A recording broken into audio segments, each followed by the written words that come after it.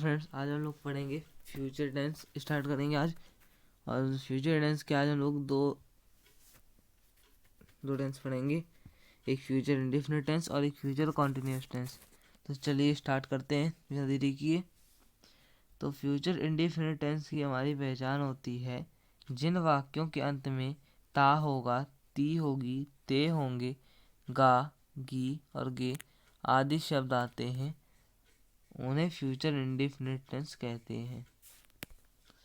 ठीक है, मतलब जिन वाक्यों के अंदर ता है, ती है, नहीं, ता होगा, ती होगी, ते होंगे, गा, गी, गे आए, वो हमारे फ्यूचर इंडेफिनिट टेंस कहलाएंगे। तो इसकी हेल्पिंग वर्ब क्या होती है? इसकी हेल्पिंग वर्ब होती है विल और शैल। अब विल और शैल का यूज़ कहाँ कहाँ होता है ये भी देख लेते हैं। विल का यूज़ जो होता है वो होता है सिंगुलर सब्जेक्ट के साथ, और जो शैल का यूज़ होता है वो होता है प्लूरल सब्जेक्ट के साथ। ओके, चलिए अफर्मेटिव सेंटेंस की तरफ बढ़ते हैं। अफर्मेटिव सेंटेंस बनाने का जो रूल होता है वो है subject plus helping verb plus verb की first form plus object plus other word. Okay, तो अब एक एग्जांपल ले लेते हैं समझने के लिए। देखिए जैसे लिखा है मैं खेलूँगा, तो फिर मैं खेलूँगा के सबसे पहले सब्जेक्ट तो आई आ जाएगा, यानी हेल्पिंग वर्ब सेल, मैं है तो सेल आ जाएगा, सेल, और ने खेलना है वर्ब की फर्स्ट फॉर्म आएगी तो प्ले हो जाएगा बस। जैसे एक और एग्जांपल लेते हैं, तुम कल पटना जाओगे, तो तुम को सबसे पहले तुम कोई सब्जेक्ट को सबसे पहले यू, फिर यू के आगे हेल्पिंग वर्ब आएगी विल, क्योंकि सिंगल सब्जेक्ट है, यू विल गो, फिर जाना वर्ब, फिर object other word to Patna, तुम्हारो तुम्हारो हो जाएगा।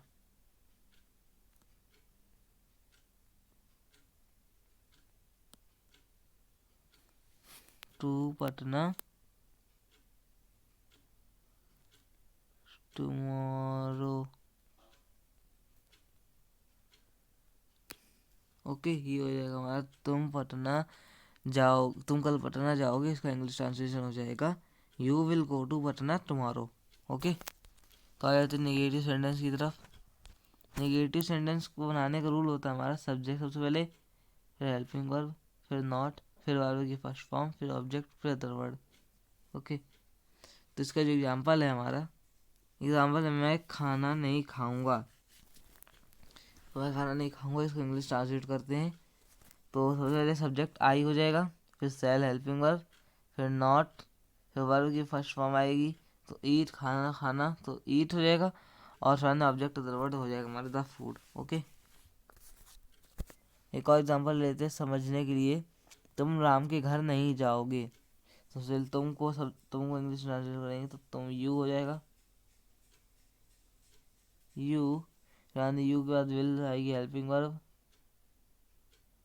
यू विल, यानी नॉट आएगा, गो यानी जाना, वर्ब आ जाएगी गो, यानी ऑब्जेक्ट अदर वर्ड हो जाएगा to Ram house. Okay,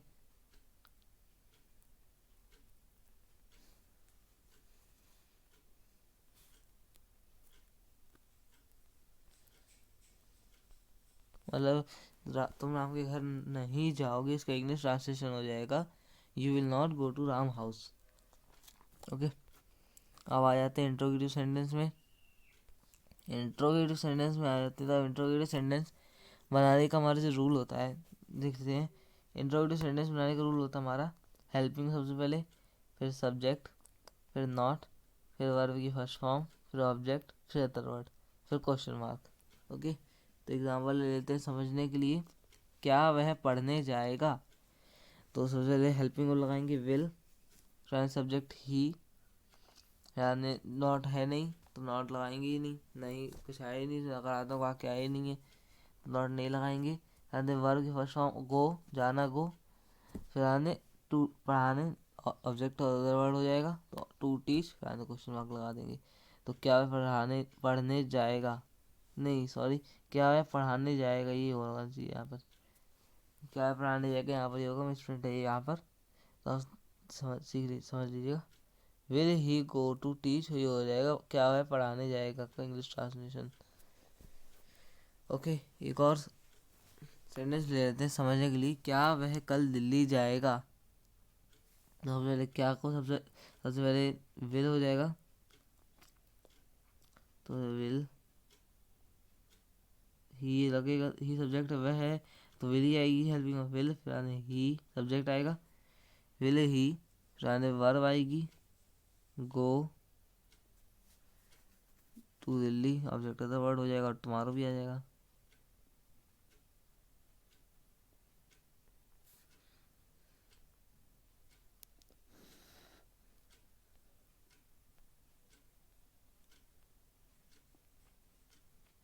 tomorrow, okay. Will he go to Delhi tomorrow, ये हो जाएगा हमारा क्या वह कल दिल्ली जाएगा, इसका इंग्लिश ट्रांसलेशन। ओके, यहाँ पे क्वेश्चन मार्क लगा देते हैं, क्वेश्चन मार्क लगाने की जगह ही नहीं यहाँ पर। ओके ठीक है, आगे बढ़ते हैं। फ्यूचर कॉन्टिन्यूस टेंस की तरफ बढ़ते हैं। तो फ्यूचर कॉन्टिन्यूस टेंस की जो पहचान होती है हमारी, वो होती है जिन वाक्यों के अंत में रहा होगा, रही होगी, रहे होंगे, रहा होगा आदि शब्द आते हैं, उन्हें हम कहते हैं फ्यूचर कॉन्टिन्यूस टेंस। ओके, इसका मतलब जैसे जो भी कोई सेंटेंस हो, उसी अगर लास्ट में रहा होगा, रही होगी, रहे होंगे, रहा होगा आएगा, तो हमारे फ्यूचर कॉन्टिन्यूस टेंस कहलाएंगे। तो इनकी हेल्पिंग वर्ब क्या होती है? हेल्पिंग वर्ब होती है इसकी शैल बी और विल बी। तो अब विल बी का यूज़ जो होता है वो सिंगुलर सब्जेक्ट के साथ होता है, और शैल बी का जो यूज़ होता है वो हमारा प्लूरल सब्जेक्ट के साथ होता है। ठीक, तो आ जाते हैं अफर्मेटिव सेंटेंस की तरफ। अफर्मेटिव सेंटेंस बनाने का जो रूल होता है हमारे, अफर्मेटिव सेंटेंस बनाने का जो रूल होता है वो है सब्जेक्ट पहले, फिर हेल्पिंग वर्ब, फिर वर्ब की फर्स्ट फॉर्म में आईएनजी, फिर ऑब्जेक्ट, फिर अदर वर्ड। एग्जाम्पल देख लेते हैं। एग्जाम्पल है वे खेल रहे होंगे। ठीक, तो सबसे पहले दे लगा देंगे वे का सब्जेक्ट, राने दे बहुत से लोग हैं तो सेल आ जाएगा, सेल, जो सेल बी हो जाता है इसमें, सेल बी है, सेल बी, और आने वर्ग की फर्स्ट फॉर्म में आएंगी खेलना, प्ले, और आईएनजी लगा देंगे, प्लेइंग हो जाएगा, दे सेल बी प्लेइंग ही हो जाएगा हमारा वह खेल रहे होंगे, इसका इंग्लिश ट्रांसलेशन। एक और ले लेते हैं एग्जाम्पल समझने के लिए। वह पढ़ाई कर रहा होगा, वह पढ़ाई कर रहा होगा, इसका इंग्लिश ट्रांसलेशन बनाएंगे तो वह को ही लिख देंगे, ही, फ्राने विल बी, हेल्पिंग और आ जाएगी ना, he will be studying,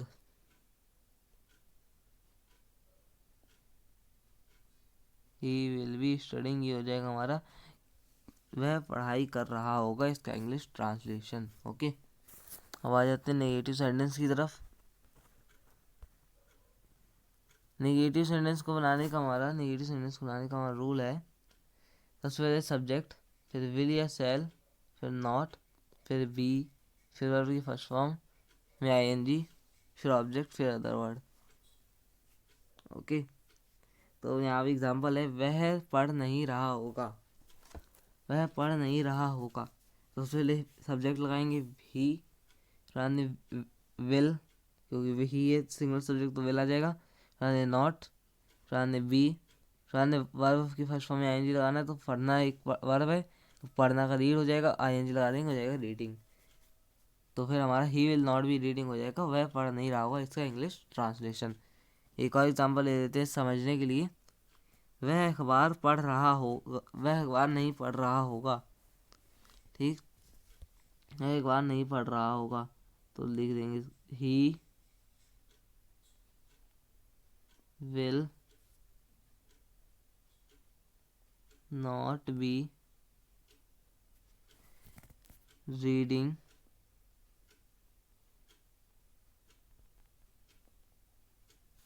the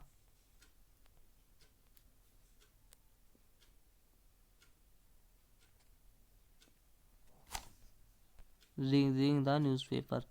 okay, तो he will not be reading the newspaper, ये हमारा हो जाएगा वह अखबार नहीं पढ़ रहा होगा, इसका इंग्लिश ट्रांसलेशन।